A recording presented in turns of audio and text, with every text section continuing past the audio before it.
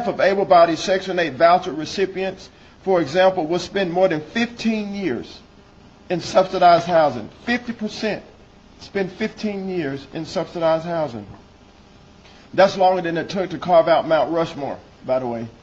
And it's also double the amount of time that it took us to win our independence in our country. We're not doing the most vulnerable people in our country any favors when we let them just wither in public housing for decades. We're talking about able-bodied, able-minded people. It might feel loving to some people, to some bureaucrats, but enablement that destroys lives is not loving. Enablement that destroys lives is not loving. We want to have compassionate common sense. Work requirements and time limits are not punishment. And I don't want you to view them this way. They're not punishment. They're some of the best ways to restore dignity and the opportunity. Earning a paycheck is empowering. Getting a welfare check is not. To earn a paycheck empowers us, no matter how big or small the check is. But just to get a welfare check is not empowering us, and so that's what we want to change for our precious citizens. We're estimating that this proposal could mean that Americans that we support could take home up to $51 million in increased income across our country. Let that sink in. But it's not just about the money. Work requirements and time limits enrich lives by improving life expectancy, quality of life, and general well-being. So it's not just about earning the money. It's about life expectancy, the quality of life for people, and general well-being. And I want to emphasize that this new rule will only apply to able-bodied adults who are able and capable of work. HUD's not kicking out senior citizens. We're not kicking kids out into the streets, in spite of what some of the critics may say. And you're hearing it from me. We're not kicking out senior citizens, and we're not kicking kids out into the streets. In fact, work requirements and time limits will help make more room for Americans who desperately need our help, people who actually need the help. This will make more. Yeah, and here's the thing. Dignity's cool and all, but it's really just structure.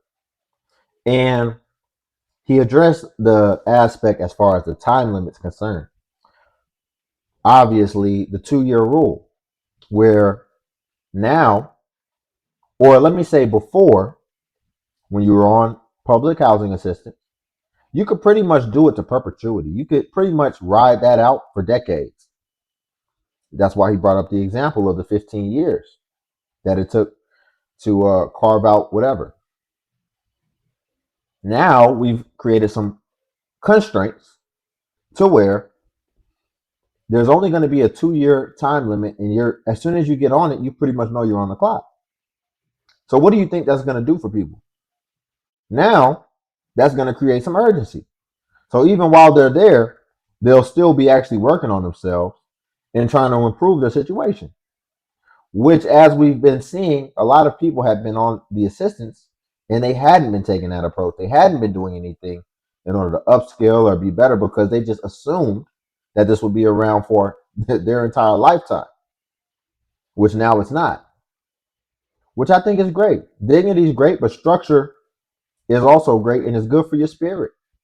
And imagine, right? We went through the school system, and I feel like the school system trained us pretty well to be pretty productive and pretty much have a regimen of, they say we were indoctrinated to be workers, but I think we can also look at it as you were able to really take away some really good habits as well, right? Of getting up, and you did it for pretty much the first 18 years of your life. So you built some really good habits, some really good structure. But then you get on these programs and you lose all that. So how do you think these people are going to be now that 2-year time limit is put in place? And now when they have to go back to work, man, I'm gonna be honest, it's gonna be a hard adjustment for a lot of people who have been on this for so long and they have just been able to just lay around and watch daytime TV. and not do anything, it's going to be hard for those people. And I wouldn't want to be them, but the brain is extremely plastic and humans are very adaptable. So I think all in all, they'll be all right. But we can't continue that cycle of pretty much disempowering people. So before we get into the next clip, y'all, if you could like the video, I'd greatly appreciate it. It only takes a second and it actually does help out more than you know. And also if you could hype. Who needs to hear this? But can we please talk about how hard it is to find an apartment in New York right now? Like, it's crazy. All these ridiculous requirements landlords are asking for, like 40 times the rent and a whole bunch of shit like that. And even if you got a Section 8 voucher, there's motherfuckers looking at you like you got a disease. Like, what kind of shit is that? On one hand, like, you're trying to help people, but on the other, you don't. Let's talk about it. What's your thoughts About Section 8 and work requirements, let me hit you with one specific fact. 75% of people on Section 8 already work. They're working jobs that simply don't provide enough income to be able to afford a market rate unit, and therefore a work requirement does not solve that issue. And because employers are not paying a wage that's sustainable to allow someone to become self-sufficient, no amount of work requirements that a federally recognized program implements is going to change the amount that an employer is going to pay to an employee. And why is that, you might ask? Well, it's because your giant corporations like Walmart and Amazon are looking to minimize the amount of wages that they pay to their employees to maximize their corporate profit. If you do a little bit of research, you'll see that corporate profits are at all-time highs. And there's a reason for that. There's a reason that exists is because government subsidy programs provide housing and food benefits to families so that corporations can get away with not paying people a livable wage. And no amount of work requirement that a government puts on anybody is going to change the fact that the corporations are the ones who are directly responsible for people remaining in these programs. So I'm arguing that work requirements are not there to make people become self-sufficient or help them become self-sufficient because the math does not work at all. The work requirement would be implemented to just make it harder for people who are already working to maintain their subsidy. So if you're on Section 8 and you're working, drop your state in the comments below. Let's show them. Section 8 works. We work our ass off. It's what we do. People need to respect that. Oh, is he on Section 8? Because he said we. So he's on Section 8. Okay, interesting. I agree with some of the things that he said. You know, I definitely agree that absolutely corporations have inflated their prices, which they're a big reason for inflation just in general, right? The price of a movie ticket isn't $2 anymore. They raised their prices. But I also agree that they don't necessarily raise their employees' wages in proportion to them raising the prices, or to which ultimately contributes to their profit, which that doesn't make sense to me. That doesn't make sense. So on that, I agree. But what we always talk about is personal responsibility. So for one, you're going to be personally responsible for the decisions that you make. If you see the writing on the wall and you see that wages aren't increasing in proportion to how everything around you is increasing, then why do we then go and decide to put certain sabotages or to sabotage ourselves by making permanent decisions that now we have to be responsible for if we couldn't even take care of ourselves? Because, yeah, I get it. He's saying people work their A off or whatever, but we're not addressing the other side of the coin, which is that there's absolutely people out here with good paying jobs who make a good wage and who do good for themselves. And these are the people who invest in themselves and who take personal responsibility and improve their skills, and maybe even are intentional just about their life in general. So if you're not in that group and you're still developing, you're still working on yourself, then let's just use the most common wound that people put on themselves. You can't take care of yourself. Why do you then go and have an absorbent amount of kids? And I use the word absorbent on purpose because it's not like just having one kid or two kids. People are having an absorbent amount, an outrageous amount, to where I don't care how much benefits you're getting. You could never make that make sense, especially when you exacerbate it out on a longer timeline. Even if you get the benefits now,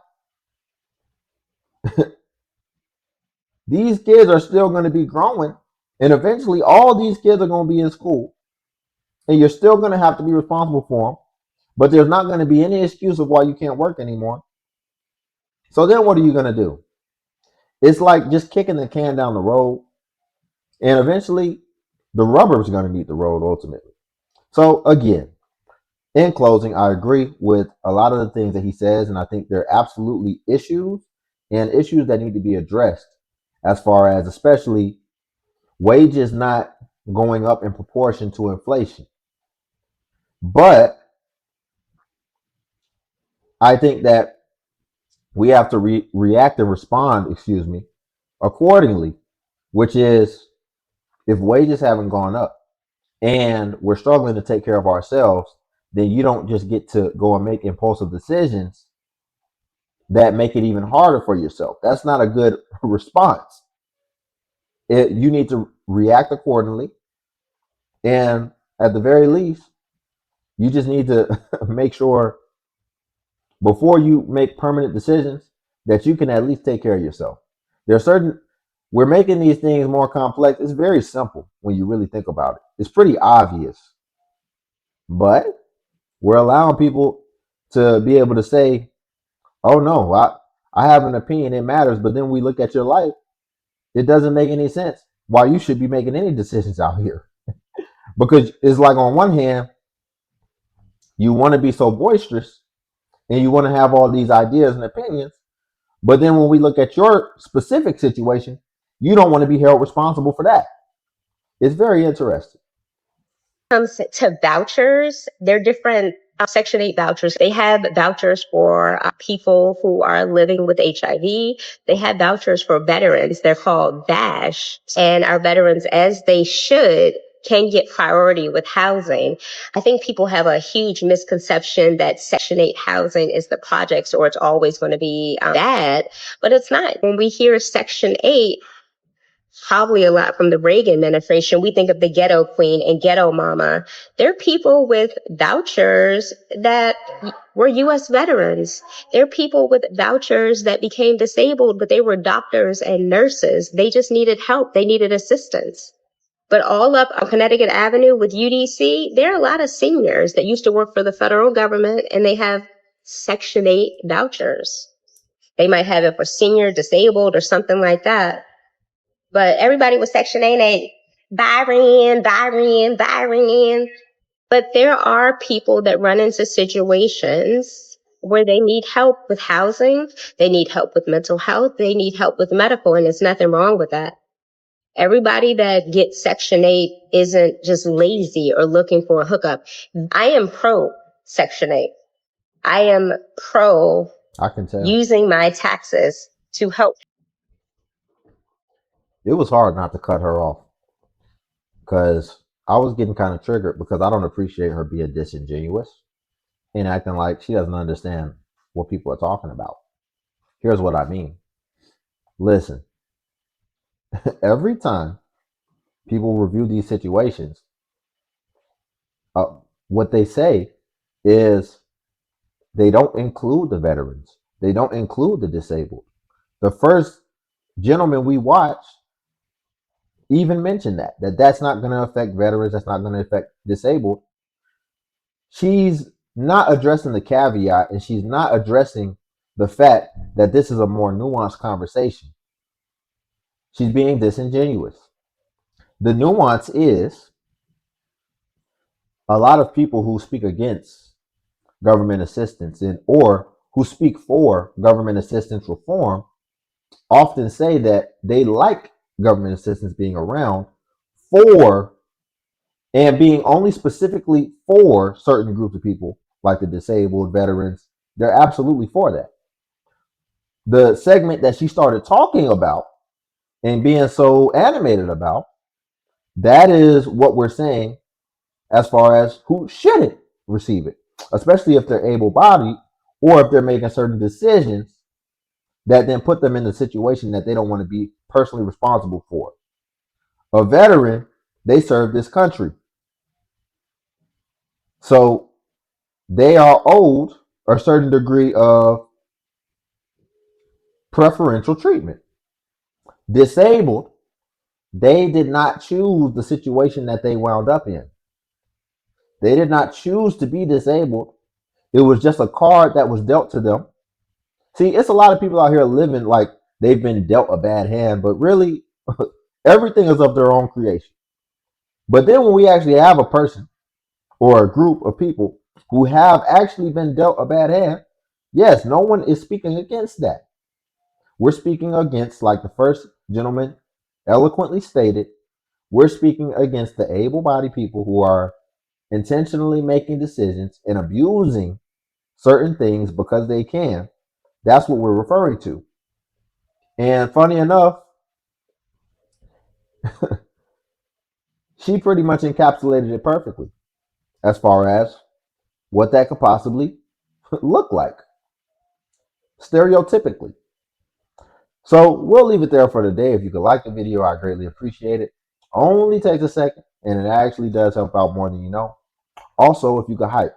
Hype is a new feature that YouTube offers where it helps smaller content creators like myself. And when you hype, it actually pushes us to the extent that it pushes the larger content creators. So you just press the hype button and it shows the points. And since I am a smaller content creator, I actually get more points per hype. And then also Patreon's link below if you want to see self-improvement content as well. But until then, I'll catch you in the next video.